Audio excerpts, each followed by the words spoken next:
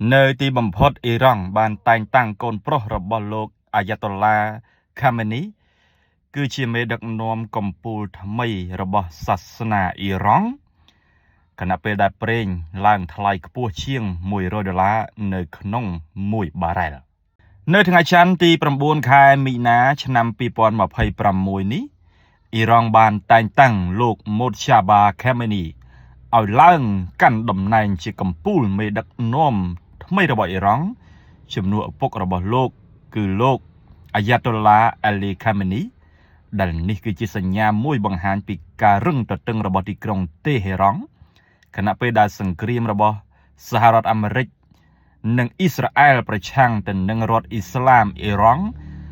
បានធ្វើឲ្យតម្លៃប្រេងហក់ឡើងខ្ពស់ជាង$100នៅក្នុង1បារ៉ែលលោក Mojtaba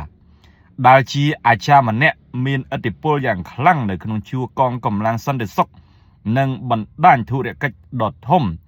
នៅក្រោមការដឹកនាំរបស់ឪពុករបស់លោកត្រូវបានស្ថាប័នក្រុមអាចារ្យមានសមាជិក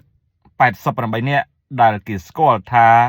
សភានៃក្រុមអ្នកជំនាញបោះឆ្នោតជ្រើសតាំងជាអ្នកបន្តវេនពីលោក Ayatollah Ali Khamenei តាមរយៈការសម្រេចចិត្តចុងក្រោយសភានៃក្រុមអ្នកជំនាញបានតែងតាំង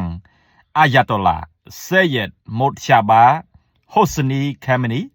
ជាមេដឹកនាំទី3នៃប្រព័ន្ធដ៏ពិសិដ្ឋរបស់សាធារណរដ្ឋអ៊ីស្លាមអ៊ីរ៉ង់នេះជាការប្រកាសរបស់សភានៃក្រុមអ្នកជំនាញក្នុងសេចក្តីថ្លែងការណ៍មួយការប្រគល់តំណែងជាមេដឹកនាំកម្ពុជាអ៊ីរ៉ង់ទៅឲ្យលោក Mojtaba មានន័យថាលោកជាអ្នកសម្រេចរាល់កិច្ចការតូចធំទាំងអស់របស់អ៊ីរ៉ង់សេតាវិមានមិនទាន់បានបញ្ចេញប្រតិកម្មអ្វីទេប៉ុន្តែការតែងតាំងរបស់លោក Mojtaba ត្រូវបានរំពឹងថានឹងធ្វើឲ្យលោកប្រធានាធិបតីអាមេរិក Donald Trump ខឹងសម្បាបន្ទាប់ពីលោកផ្ទាល់កាលពីថ្ងៃអាទិត្យចុងសប្តាហ៍កន្លងទៅថាទីក្រុង Washington គួរតែមានសិទ្ធិនៅក្នុងការជ្រើសរើសមេដឹកនាំថ្មីឲ្យអ៊ីរ៉ង់ប្រសិនបើមេដឹកនាំអ៊ីរ៉ង់ថ្មីមិនទទួលបានការគាំទ្រពីពួកយើងនោះទេនោះរូបលោកបានបញ្ជាក់ថាគេនឹងមិនអាចកាន់តំណែងបានយូរឡើយនេះបើយោងតាមការលើកឡើងរបស់លោក Donald Trump នៅក្នុងបទសម្ភាសន៍ជាមួយនឹងសារព័ត៌មាន ABC News អ៊ីស្រាអែលក៏ធ្លាប់បានគំរាមនឹងតាមកំទេចមិនថានរណានោះទេឲ្យតែជាមេដឹកនាំកម្ពុជាថ្មីរបស់អ៊ីរ៉ង់ក៏បញ្ជាក់ថា